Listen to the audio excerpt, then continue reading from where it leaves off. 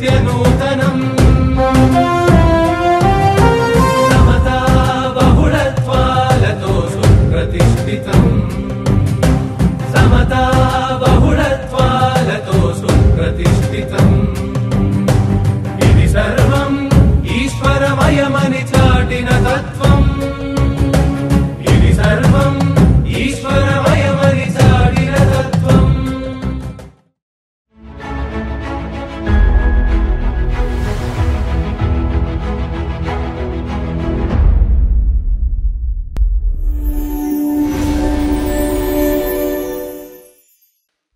ఎవరి ప్రసంగానికి మేము సంపూర్ణంగా సభాసదులంతా కూడా శ్రీమన్నారాయణ తత్వాన్ని, రామానుజుల వారి తత్వాన్ని కళ్ళ ముందు నిలిపి మనసులని కరుణార్థపూరితము, దయార్ద్రపూరితము చేసే విధంగా ప్రసంగించగలిగినటువంటి మా దరూరి నరసింహాచార్యులు గారు, వారు మేము గతంలోనే విజయవిహారంలో కురేసులు, పెరియనంబి, తిరుపనాళ్ళ వారు అందరి గురించి రామానుజుల యొక్క ఆలయ శిఖర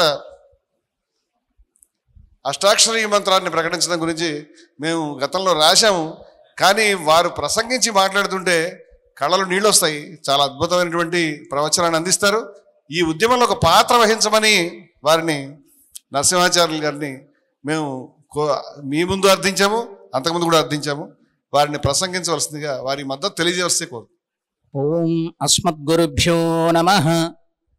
యో నిత్యమచ్యుత పదాంబుజయుగ్మరుక్మ వ్యామోహతస్తదితరాణి తృణాయ మేనే అస్మద్గురోర్భగవతోస్య దయైక సింధోః రామానుజస్య చరణౌ శరణం ప్రపద్యే. శ్రీమతే రామానుజాయ నమః. వేదిక ముందు వేంచేస్తున్నటువంటి శ్రీ శ్రీ త్రిదండి శ్రీమన్నారాయణ రామానుజ చిన్నజీర స్వామి వారి యొక్క దివ్య పాదారవిందములను మనసులో ధ్యానం చేస్తూ, అదేవిధంగా వేదిక మీద ఉన్నటువంటి పెద్దలందరికీ, ఆచార్యులందరికీ, పరమపురుషులందరికీ, అదేవిధంగా వేదిక ముందు ఆసీనులైనటువంటి పరమ భాగవతోత్తములందరికీ, పరమ ప్రపన్నులైనటువంటి వారు మీరు, వారందరికీ కూడా నమస్కారం చేస్తూ, ఈ అవకాశాన్ని మా రమణమూర్తి గారు దయతో నాకు అనుగ్రహించినటువంటి అవకాశాన్ని సద్వినియోగం చేసుకోవాలి, అధిక ప్రసంగం చేయకూడదు.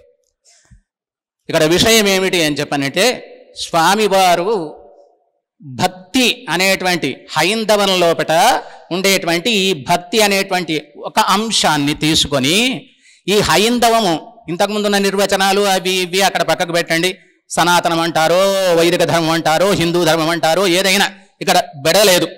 కానీ ఇందులో ఉండేటువంటి తీవ్రంగా అప్పటి నుంచి మనకు కనిపిస్తూ ఉండేటువంటి ఏ రుగ్మతలు, ఏవైతే ఉండకూడనివి, రాకూడనటువంటి ఏవైతే వైషమ్యాలు, వైరుధ్యాలు, ద్వేషాలు, తారతమ్యాలు, కులమత విభేదాలు ఇవన్నీ కూడా వచ్చాయో, వీటన్నింటిని సమూలంగా వీటికి స్థానం లేదు, ఇందులో విద్వేషానికి తావు లేదు.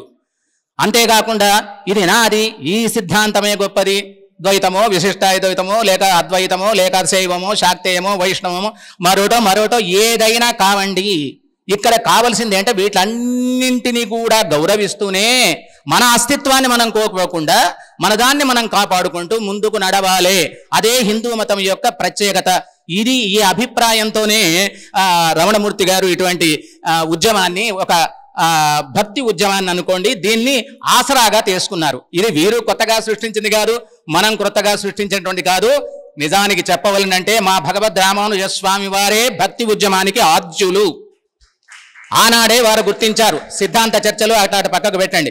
వారు భగవంతుని ముందు జాతి, మత, కుల విభేదాలు, వైషమ్యం లేకుండా, ఎలాంటి వైరుధ్యాలకు తారతమ్యం లేకుండా, ఎటువంటి కొత్త యోగ్యతలు అవసరం లేకుండా అందరూ కూడా పరమ పురుషార్థం ఏమిటి, ముక్తి మోక్షము ఏదో అంటున్నాం కదా, ఆ ముక్తి మోక్షము అంటే పరమాత్మను పొందడం దేని ద్వారా సాధ్యమవుతుంది అంటే భక్తి ద్వారానే సాధ్యమవుతుంది.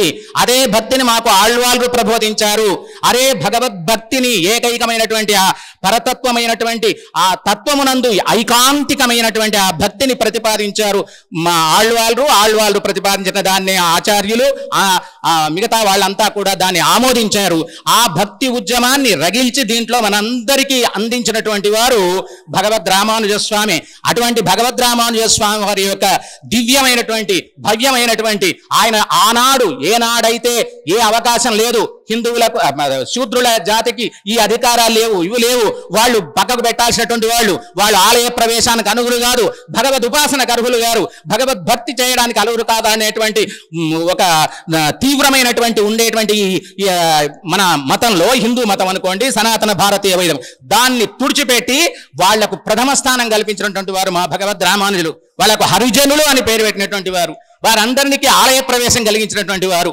కాబట్టి ఇక్కడ నీవు ఏ సంప్రదాయానికి చెందినవు, నువ్వు శైవమా, నువ్వు శివుణ్ణి ఉపాసిస్తున్నావు, మాకు సంబంధం లేదు.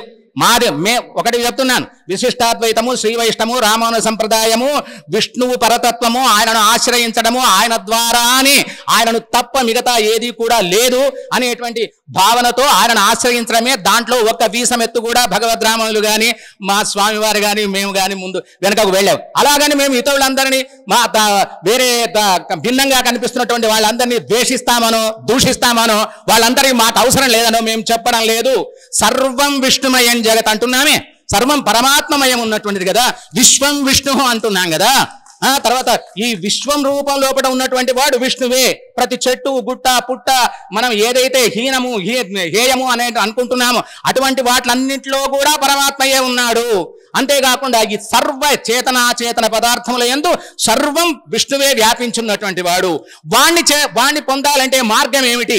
నీ యొక్క యోగ్యత, నువ్వు ఎంత చదువుకున్నావు, పాండిత్యమా, నువ్వు ఏ కులంలో పుట్టావు, ఏ జాతిలో పుట్టావు, ఎలా పుట్టావు, ఇటువంటి మాకు అన్ని అవసరం లేదు. ఏ ప్రాంతం వాడివి, ఏ జాతి వాడివి, నువ్వు ఇస్లామా, ముఠమా, లేదా ఇంకో విదేశీయునివా, ఈ దేశం, అదంతా అవసరం లేదు. నీకు గాఢమైనటువంటి పరమాత్మ పైనటువంటి అభివ్యక్తి, గాఢమైనటువంటి అనురక్తి ఎప్పుడైతే నీకు ఉన్నదో ఆ అనురక్తే పేరే భక్తి. భక్తి అంటే మరొకటే కాదు. భక్తి అంటే మనకు చాలా భక్తులు ఉంటాయి. ఏదో ఇంటి పైన భక్తి, పెళ్ళాం పైన భక్తి, ఈ పైన భక్తి, ఆ పైన భక్తి. ఈ భక్తులు వేరు.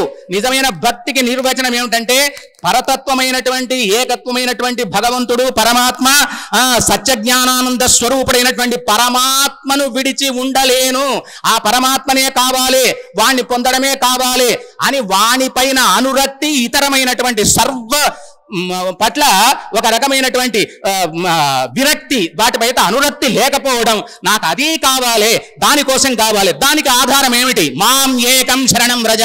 మనం ఏం ప్రయత్నం చేయాల్సిన అవసరం లేదు. పరమాత్మనే చెప్పాడు, నా పాదములు పట్టుకో, నన్ను శరణాగతి అయ్యి, నేనే సకల విధములైనటువంటి ఇక్కడ ఉండేటువంటి ఈ పుణ్య పాప రూప కర్మలలో కూడా మనం బంధితులమై ఈ సంసారంలో పురుతూ చస్తూ ఉన్నాం. వీటంచి విడిచిపెట్టి నీ దగ్గర ఏ యోగ్యత అవసరం లేదు, ఏ యోగ్యత లేకపోవడమే నాకు కావాలి అంటున్నాడు పెరుమాళ్. కావలసింది ఏమిటి? నన్ను నా పాదారవిందముడు శరణాగతి అయ్యి నన్ను నమ్ముకో. అదే భక్తి. ఆ భక్తి యొక్క తీవ్రమైనటువంటి ఇంకా పైకి వెళితే అదే ప్రపత్తి, అనురక్తి. అటువంటి భక్తి ప్రపత్తులే ముఖ్యమని చెప్పని, అటువంటి భక్తి ప్రపత్తులే ముఖ్యమని చెప్పని చక్కగా వారు శ్రీభాష్యానికి మంగళాచరణ శ్లోకం చేస్తూ చెప్తారు. అఖిల భువన జన్మస్తేమ భంగాది లీలే వినత వివిధ భూతవ్రాత రక్షైక దీక్షే శృతి శిరసి విదీప్తే బ్రహ్మణి శ్రీనివాసే భవతు మమ పరస్మిన్ క్షేముషి భక్తి రూప. ఇటువంటి భక్తి రూపాపన్న జ్ఞానం ద్వారానే దానికంటే కూడా పరిడవిలినటువంటి ప్రపత్తి, శరణాగతి, శ్రీమన్నారాయణ చరణం శరణం ప్రపద్యే శ్రీమతే నారాయణ, అటువంటి నమపద వాచ్యం చేత చెప్పేటువంటి ఆ ప్రపత్తి శరణాగతియే మూలము అని చెప్పని వారు సిద్ధాంకరించారు. అటువంటి భక్తి ప్రపత్తులనే దేశమంతా దాని ముందు ఏ రకమైనటువంటి విభేదాలు లేవు. అటువంటిదే హిందూ మతము, అటువంటిదే సనాతన భారతీయ వైదిక ధర్మము. కాబట్టి దాని ద్వారా నీవు చక్కగా స్వామిని చేరుకోవచ్చు అని చెప్పాడు. ఈ బంధము నుండి విముక్తం కావచ్చు చెప్పాడు. అటువంటి ఆ భక్తి సిద్ధాంతం, అందులో ఉండేటువంటి ఈ మనమేం చేస్తున్నాం, మీద వేషం. ఆయన ఊర్ధ్వపుండాలు పెట్టుకున్నాడు, ఆయన వైష్ణవుడే అండి, ఆయన మనకు పనికిరాడు, మేము శైవులమండి. నువ్వు శైవునివా, వైష్ణవుడివా, ఇంకోటా లేదా ఇంకో సంప్రదాయమా, లేదా ఈ దేశం వాడివా, పక్క దేశం వాడివా, చిన్నవాడివా, పెద్దవాడివా, మా దగ్గర తారతమ్యం లేదండి. అక్కడ ఎక్కటి పరసలేదు. అందరూ కూడా శ్రీమన్నారాయణుని ఆశ్రయం, పరతత్వమైనటువంటి ఆ విష్ణువును, విశ్వమంతా నిండినటువంటి ఆ పరమాత్మను నువ్వు ఏ పేరు పెట్టుకుంటావో నీ ఇష్టం. అది నీకు ఇష్టమైతే నారాయణను, లేదు నేను శివుడు అంటాను, మాకేమి ఇబ్బంది లేదు. దానివల్ల నువ్వు ఏమంటావో అక్కడ మాత్రమే దాన్ని మాత్రమే శరణాగతి చేసి ప్రపత్తి చేసి భక్తి చేసి తద్వారా వాడిని సాధించవచ్చు, ఇంకేది సాధనం కాదని చెప్పారు. కాబట్టి ఆ విషయం లోపల దీన్ని ఈనాడు పరిస్థితి ఏమడిపోయిందంటే చిన్న భిన్నం, ఈ పైకి పైన ఏకతా సూత్రాన్ని పట్టుకోకుండా మేము వేరు మీరు వేరు, మీరు వేరు, మీ ప్రాంతం వేరు, మేము స్త్రీలము మీరు పురుషులు, ఇంకేదో ఇక్కడ ఆభిజాత్యాలకు పోయి అసలు విషయం మర్చిపెట్టి సమాజం చిన్న భిన్నమైనటువంటి సందర్భంలో భక్తియే కలుపుతుంది అన్నారు. అటువంటి భక్తి ఉద్యమ ప్రతిపాదకుడైనటువంటి మా భగవద్రామానుల వారిని లోకానికి వెలుగు చూపించినటువంటి వాళ్ళు వాన ఉత్తమమైన ఆచార్యులు మా చిన్నజీయర్ స్వామి వారు ఈ ఉద్యమానికి ఇప్పుడు స్వామివారు రమణమూర్తి గారు దీనికి స్థాపన చేసినటువంటి వాళ్ళు అంటున్నాం కదా, వీరు తమ యొక్క ఈ తాము చేసినటువంటి ఉద్యమాన్ని ఇప్పుడు ఆచార్య సమర్పణం చేశారు. ఇప్పుడు అటువంటి ఆచార్యోత్తములు ఈ హిందూ మతంలో సనాతన భారతీయ వైదికంలో ఎలాంటి తారతమ్యాలకు విద్వేషాలకు తావు లేదు. అందరూ కూడా భక్తి అనేటువంటి మార్గం ద్వారా తాము పరమాత్మను చేరుకోవచ్చు అనేటువంటి ఉత్తమమైనటువంటి పురుషార్థ నిర్ణయం చేసేటువంటి ఈ ఉద్యమానికి శ్రీకారం చుట్టారు. ఇప్పుడు స్వామివారు అసలైనటువంటి స్థానానికి వచ్చింది. ఎవరి ఉత్తముల యొక్క చేతులకు పోతే అది ఏ విధంగా దాని ఫలితాన్ని సాధిస్తుందో దానికి అనుగుణంగా మా చిన్నజీయర్ స్వామి వారి యొక్క రామానుల వారి యొక్క అపరావతారమే వారు ఇక్కడ. కాబట్టి అటువంటి మనం ఎంత అదృష్టం ఉంది, మనం ఇక్కడ భాగ్యనగరంలో మన స్థానంలో మన దగ్గర స్వామివారిని మనం చూసుకున్నాం. ఆ స్వామివారు మన యొక్క అదృష్ట విశేషములు ఇక్కడ చెబుతారు. ఇప్పుడు ఈ ఉద్యమం ఈ భక్తి ఇప్పుడు ఇక్కడ చేరున్నారు. ఇక్కడ మిమ్మల్ని అందరూ మీరు భాగవతోత్తములు ప్రపన్నులు ఉత్తములైనటువంటి భక్తులు అని అర్థం. ఇటువంటి మీరు ఏ బొట్టు పెట్టుకుంటున్నారు, ఏం కట్టుకుంటున్నారు, మాకు అవన్నీ అవసరం లేదు.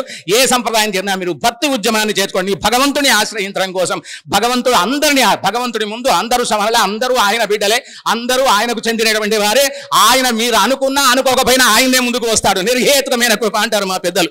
నిర్హేతుకమైన కృప కలిగినటువంటి పరమాత్మ నీవు భక్తి ఉన్నదా లేదా, నీ ప్రపత్తి ఉన్నదా లేదా అది కూడా ఆయనకు అవసరం లేదు.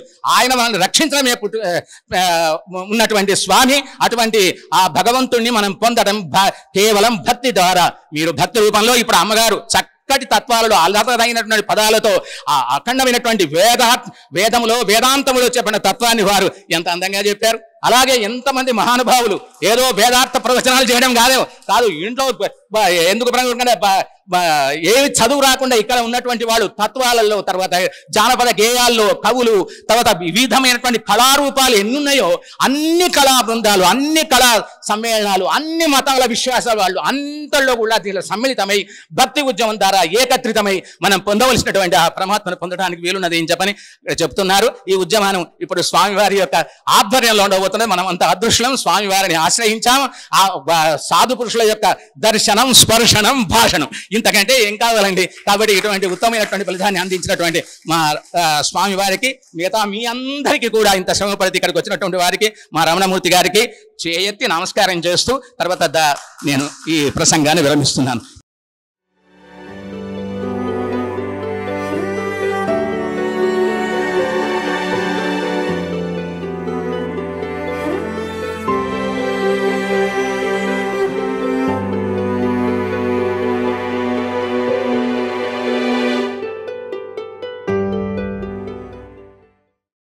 మీ ఆలోచనల్ని మరింత సంపద్వంతం చేయగల ఈ పుస్తకాల్ని మీరు చదివారా? ప్రతులకు జై భారత పబ్లికేషన్స్ 9848030089.